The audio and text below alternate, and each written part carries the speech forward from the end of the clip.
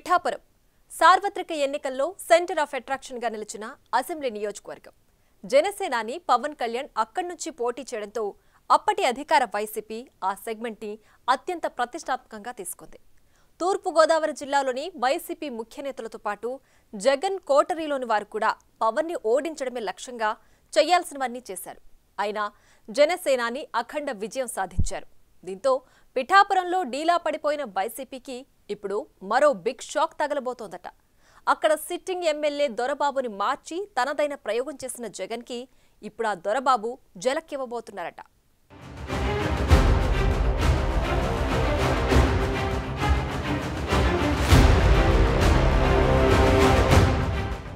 మళ్లీ అధికారంలోకి వస్తామన్న ధీమాతో మొన్నటి ఎన్నికల్లో వైసీపీ తెగ చెలరేగిపోయింది.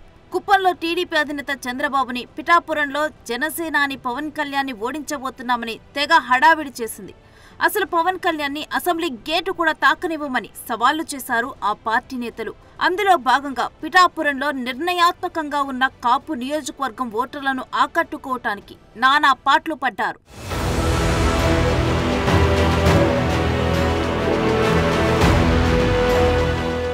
ఎన్నికల ప్రచారంలో వారాహయాత్ర చేసిన పవన్ కళ్యాణ్ కాకినాడ వెళ్లినప్పుడు అప్పటి సిటీ ఎమ్మెల్యే ద్వారంపూడి చంద్రశేఖర్ రెడ్డిని ఒక రేంజ్లో టార్గెట్ చేశారు. కాకినాడలో 5 ఏళ్ల పాటు ద్వారంపూడి ఆయన అనుచరులు పాల్పడిన అవినీతి అక్రమాలు అంతు తేలుస్తామని ప్రకటించారు. దాంతో తూర్పుగోదావరి జిల్లా సీఎంగా వ్యవహరిస్తున్న ద్వారంపూడి పిఠాపురంలో పవన్ ను ఓడించడానికి గట్టిగానే పావులు కదిపారు. పొలిటికల్ గా ఎక్స్పైర్ అయిన కాపు నేత ముద్రగడ పద్మనాభంతో కలిసి పిఠాపురంలోనే తిష్టవేసి వంగా గీత విజయానికి తెగ కష్టపడ్డారు. సీన్ కట్ చేస్తే పిఠాపురంలో సంచలన విజయం సాధించిన పవన్ కళ్యాణ్ వైసీపీకి తన స్టామినా ఏంటో చూపించారు. ఏకంగా 70,000కు పైగా మెజార్టీతో వంగా గీతపై గెలుపొంది పిఠాపురంలో జనసేన జెండా ఎగరేశారు. ఆ ఎఫెక్ట్ తో కాపు నేతగా గుర్తింపు ఉండి వైసీపీలో చేరి కాపుల్లో ఉన్న కాస్త ఇమేజ్ కూడా పోగొట్టుకున్న ముద్రగడ ఇప్పుడు పద్మనాభరెడ్డిగా మారిపోవాల్సి వచ్చింది. ఇప్పుడు డిప్యూటీ సీఎం గా పవన్ ప్రచార సమయంలో ప్రకటించినట్లు కాకినాడలో ఆపరేషన్ ద్వారంపూడి కూడా మొదలు పెట్టించారు.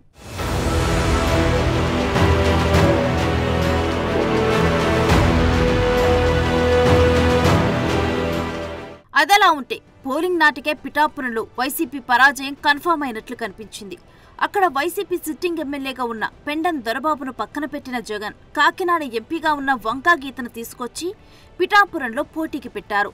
పిఠాపురంలో దొరబాబు రాజకీయ ప్రస్థానం ఘనంగానే సాగింది. 2004లో మొదటిసారి పిఠాపురం ఎమ్మెల్యేగా గెలిచిన ఆయన 2014లో టీడీపీ అభ్యర్థి వర్మ చేతిలో ఓడిపోయారు. తిరిగి 2019లో ఎమ్మెల్యేగా గెలిచారు. పిఠాపురంలో టీడీపీ మాజీ ఎమ్మెల్యే వర్మకి ఎంత పట్టు ఉందో దొరబాబుకు కూడా అంతే బలం ఉందంటారు. అలాంటి దొరబాబు మొన్నటి ఎన్నికల్లో తనకు టికెట్ దక్కకపోవడంతో అప్పటి నుంచే వైసీపీతో గ్యాప్ మెయింటైన్ చేస్తున్నారు. అప్పట్లోనే ఆయన జనసేన వైపు చూస్తారన్న టాక్ నడిచింది. అయితే వైసీపీ పెద్దలు పిలిచి జిల్లా వైసీపీ అధ్యక్షుడు పదవి లేక సముచిత స్థానం ఇస్తామని వంగా గీతకి సపోర్ట్ చేయాలని బుజ్జగించారు.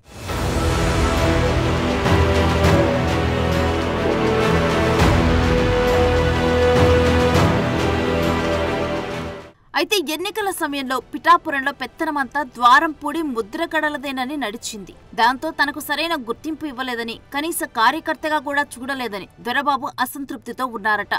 ఇక ఎన్నికల తర్వాత వైసీపీ సీన్ రివర్స్ అవ్వడంతో వైసీపీ అధ్యక్షుడు జగనే బెంగళూరు ప్యాలెస్ కు వెళ్లిపోతున్నారు.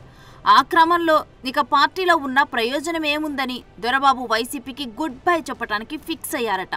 పదవి ఆశించకుండా జనసేన పార్టీలో చేరబోతున్నారని దొరబాబు సన్నిహిత వర్గాలు చెబుతున్నాయి.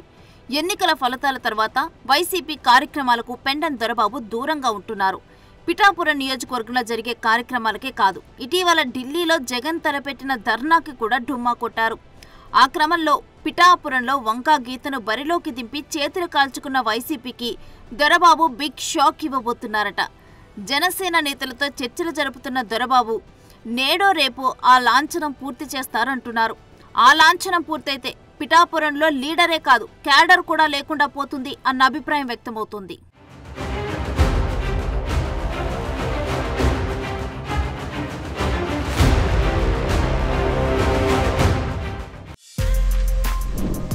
For more videos like this, subscribe Big TV channel.